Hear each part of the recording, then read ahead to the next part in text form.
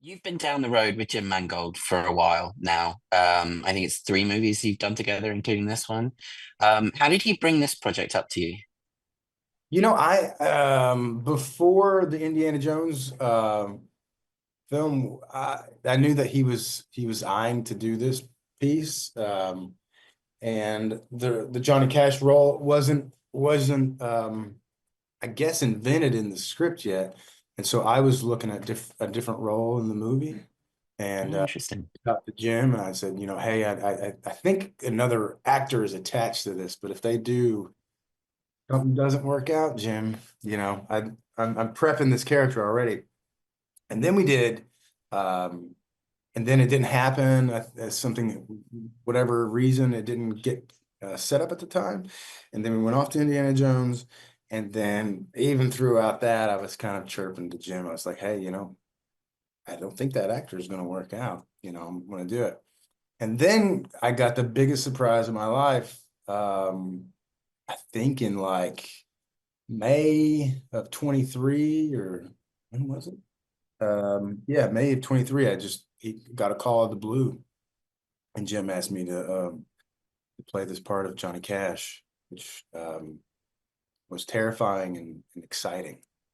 I was I was going to say it must have been mildly terrifying because Jim I quite the famously. Walking Phoenix, who played the iconic version of Johnny Cash, who's, first of all, I got to do Johnny Cash, and then Joaquin's right done. It's like, it was a lot, but in a way, that was the most exciting part too, because it was an entirely different version. And then, of course, I don't think if Jim hadn't been the one doing all this, I probably wouldn't have, been engaged in this. But how it came about was um, researching with Bob Dylan.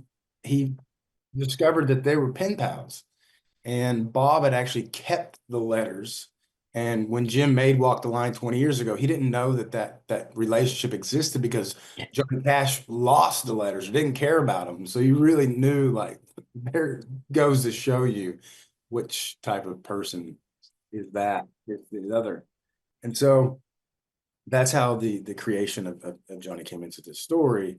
Um, and so I think that they obviously so exquisitely did Walk the Line. This is an entirely different function and version of Johnny. So I felt I was entitled to chase down that dragon. Yeah. I wonder if that detail that Bob had kept the letters and Johnny hadn't kind of informed the character that you wound up creating here, because there's a brilliant, I mean, love, my Yeah, favorite moment is you sort of like completely walking past Bob, on your way to your car, and him just having to like stop you and say, hey, it's me, it's Bob, it feels yeah. very true, that moment. Well, there's nothing. I don't think Johnny keeps anything precious.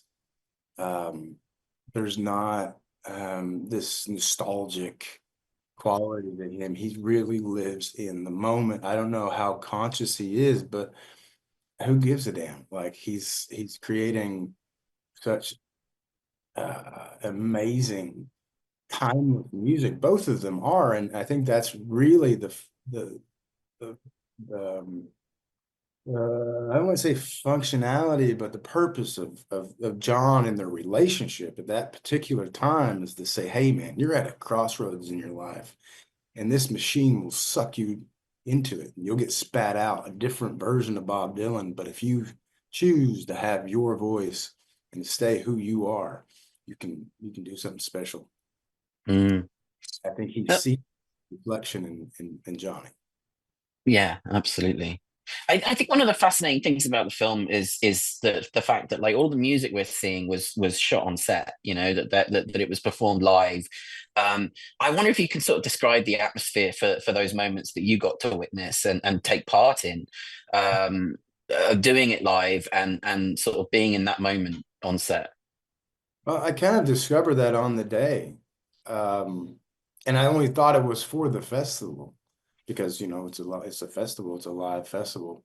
Um, I did because we did this running sort of huge long take where Joan goes up first, she sings, and I'm astonished that that's actually her singing such an angelic voice. And then Ed goes up and he says, "We got a surprise guest. Johnny Cash is here. We're going to bring him up first. Then we get to Bob." So I come up and run two songs. And then Bob comes up and runs his song. Um, and it was just this long take. And I just thought it was that. And I love that Timothy didn't want to have conversations in between takes.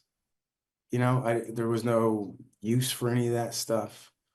The most we did was me and Monica would talk about Johnny's strumming pattern, which was that Mm. boom, that train sound. And I think that would naturally happen. You got two artists just sharing information of how you play your instrument. And so there wasn't any extra fat on the bone, so to say, of talk, just chit-chatting, about, we were just dialed in, and I loved that. And I love that about Timothy, and I never will forget of such a wise thing to say from such a young man was, when it's over, it's over. And you're not going to get this time back. So I thought that was special. And just to be locked into the moment, that's a good piece of advice. Absolutely. Well, listen, just finally, I guess we know Timmy to be a great actor. I think people are going to be surprised Mm. in this film by just how authentic he feels, and how true he feels. I wonder, from your perspective, what you made of Timmy's performance in this. I have worked with a lot of actors, and I think he is the real deal. Um, you can tell from the language that he has. He comes to set and asks what the scene is about. What's the theme here we're doing? What's the relationship, tracking all this stuff, the stuff that, you know, I love to talk about because it really defines your character, and it really goes in the harmony of like what's Jim written. Um, and so yeah, he's the real deal. He's the full package.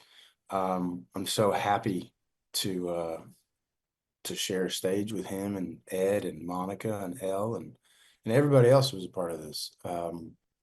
Just really everybody's at the top of their game, and Jim, thank God he's around because he's the one that sets it all up. Yeah, absolutely. A fabulous film. You're fabulous in it, Boyd. Thank you so much. No drones. Yeah, thanks, Joe. Enjoy. Thank you. Everybody. Take care.